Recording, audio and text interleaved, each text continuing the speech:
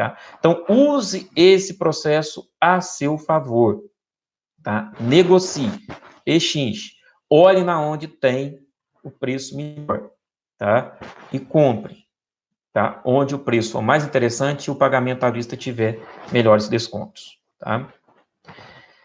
E sétimo passo aqui, sétima dica, a última, mas não menos importante. Passado esse momento, faça do planejamento financeiro uma obrigação sua, tá? Planejamento mensal. Estipule um dia em que você vai sentar e fazer o teu planejamento financeiro, orçamentário, pessoal e familiar, tá? E sempre tente planejar guardar ou sobrar algum recurso para investimento e formação de uma reserva de emergência. Professor, eu não consigo fazer isso. Se esforce. O mínimo que seja que você consiga guardar, poupar, investir, é importante para emergências futuras, tá? Há algumas regras, tá? Que não são uma camisa de força que você pode adaptar para a sua realidade. Por exemplo, a chamada regra 50-30-20. O que é essa regra 50-30-20? 50% da minha renda eu tenho que destinar, ou eu destino para os gastos essenciais. Moradia, educação, saúde, alimentação, transporte, aquilo que eu preciso mesmo, não tem como abrir mão. 30% destino para os gastos extras e variáveis, que eu posso mexer de alguma forma, tá? Cuidados pessoais, internet, celular, TV por assinatura, lazer, academia, diversão, tá? Esses são os chamados gastos extras e variáveis, que é onde você pode mexer no momento em que seja necessário.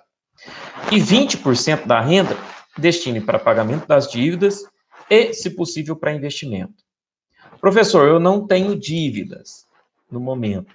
Então, você pode refazer essa regra.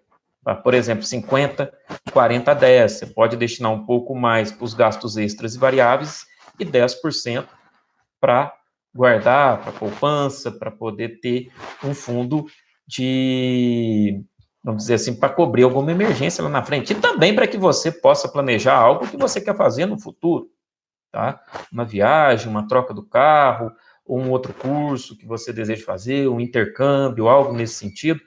É guardando, mesmo que pouco, que você consegue atingir esses sonhos, atingir esses objetivos lá na frente, tá?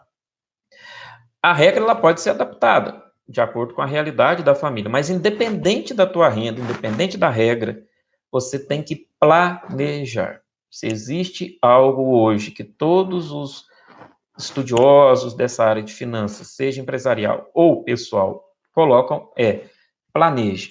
Coloque na ponta do lápis, planeje numa planilha de Excel ou em algum aplicativo de celular, mas planeje. Tá? E outra, todo gasto, por menor que seja, ele é gasto.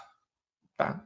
Então, até o gasto que você tem na rua, na hora que você sai, um cafezinho que você toma, pô, é tão barato. Não, planeje. Tá? Coloca na ponta do lápis, veja o que você está gastando e faça o teu orçamento. Isso é fundamental. Ok? Então, pessoal, essas são basicamente as 7 dicas, né, que a gente dá para as pessoas, que a gente queria trazer aqui para a nossa live.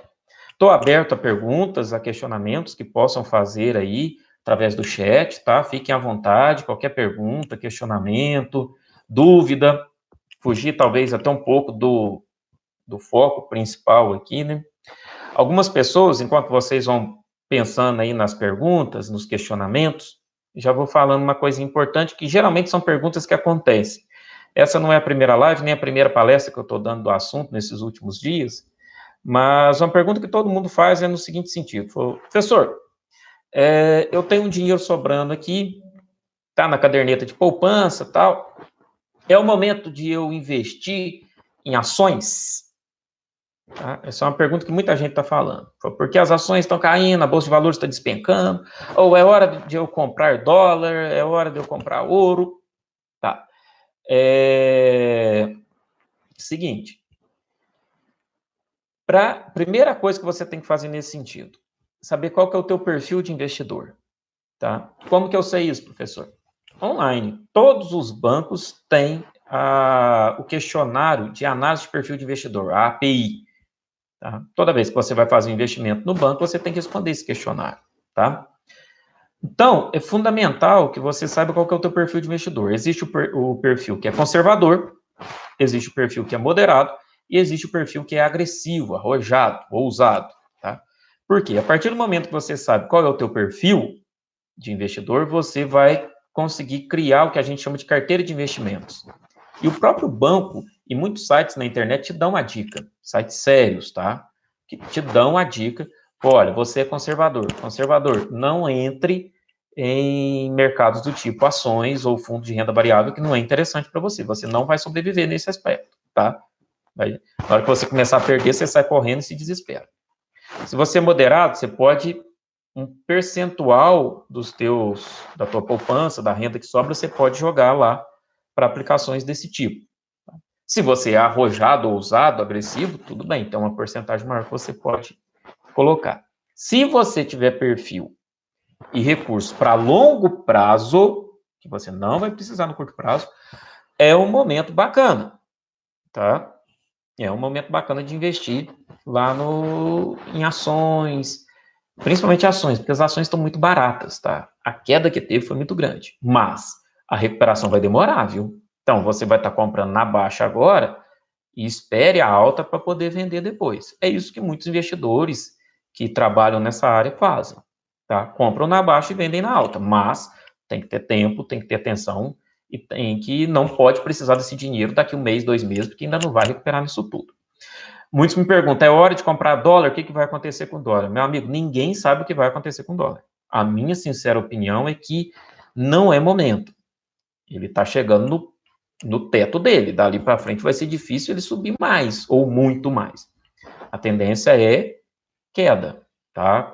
Principalmente quando se estabilizar tudo isso, porque os Estados Unidos está despejando o dólar no mercado para salvar a economia, para resolver as questões de saúde lá, e isso vai fazer com que o dólar perca valor no médio prazo aí, ok?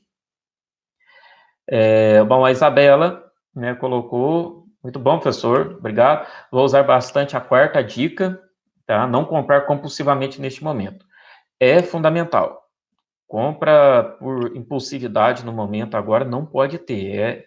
Quando você faz aquela separação entre receitas, gastos essenciais e supérfluos, você vai achar um tanto de compra que você faz compulsivo. E onde você tem que atacar ali para não ter mais esse problema, tá? A Júlia, dicas muito boas. O meu problema, às vezes, é pedir muito delivery de noite. Opa! Como que a gente pode trabalhar isso, Júlia? Uma dica importante, tá? Não quer dizer que você tem que abrir mão tudo isso aí, mas coloque um orçamento para isso, tá? Olha, eu vou gastar tantos, né, X reais, que eu sei que eu posso, porque depois que eu faço o planejamento, eu sei o que eu posso gastar, principalmente nesses gastos supérfluos, dos deliveries aí à noite, alguma coisa, um lanche, algo nesse sentido, tá? Orce isso, coloque, vou gastar X reais e não posso passar disso. Porque se você tem isso orçado, você sabe exatamente até onde você pode ir. Quando você atinge aquele orçamento, atinge aquele gasto que estava orçado, parei, não vou pedir mais, tá? E quando você orça isso, quando você coloca isso, um valor X que eu vou gastar com essa categoria de gasto, a gente chama isso de categorias de gastos, né? Então, eu coloquei X para eu gastar nessa categoria. Pedido, lanche, delivery à noite. Coloquei X. Beleza. Quando eu coloco esse X, eu começo a ter mais atenção com os preços desses deliveries. Então, eu passo a pechinchar mais. Porque você pensa o seguinte, poxa, eu posso gastar X. Então, se eu comprar em fulano, ele é mais caro. Então, esse X eu vou atingir mais rápido.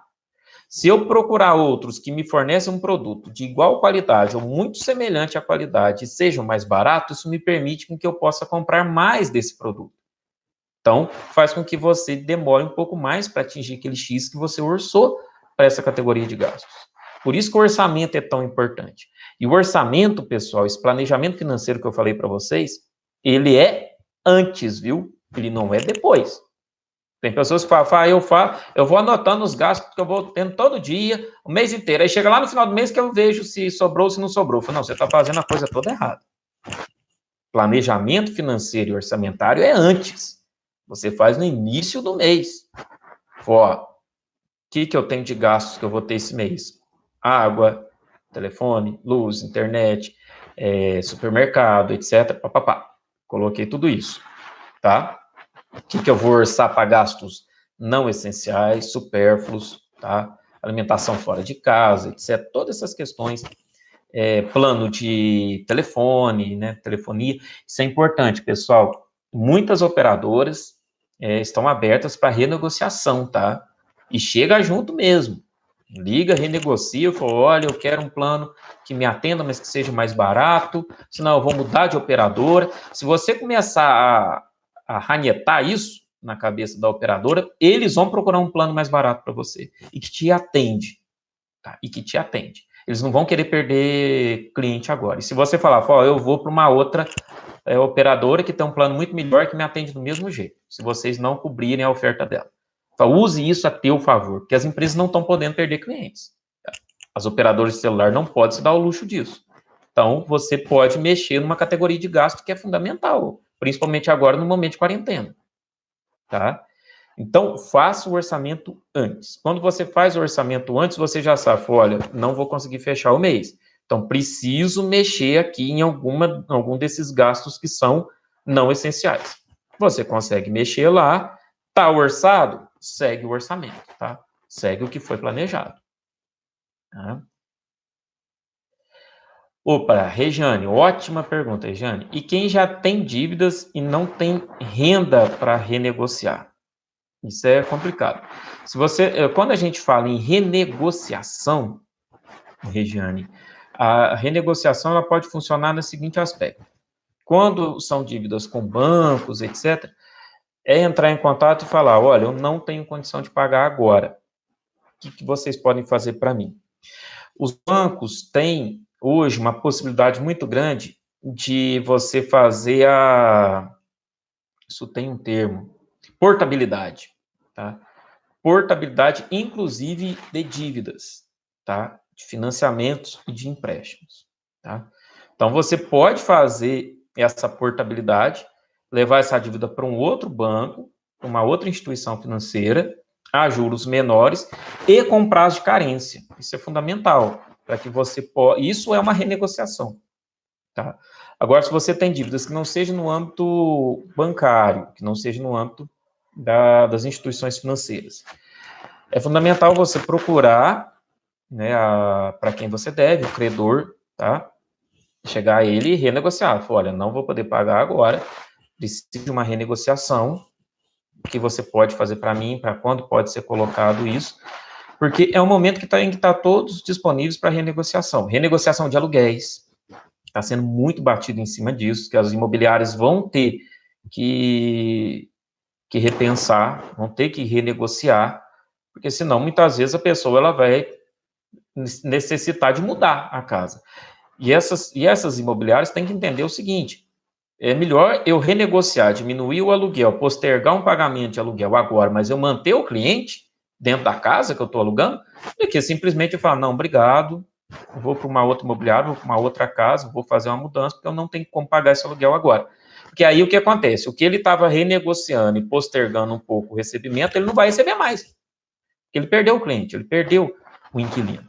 Então, isso é fundamental. O momento agora é gastar renegociações mesmo, gastar saliva em renegociação, tá? Principalmente no âmbito bancário, ok?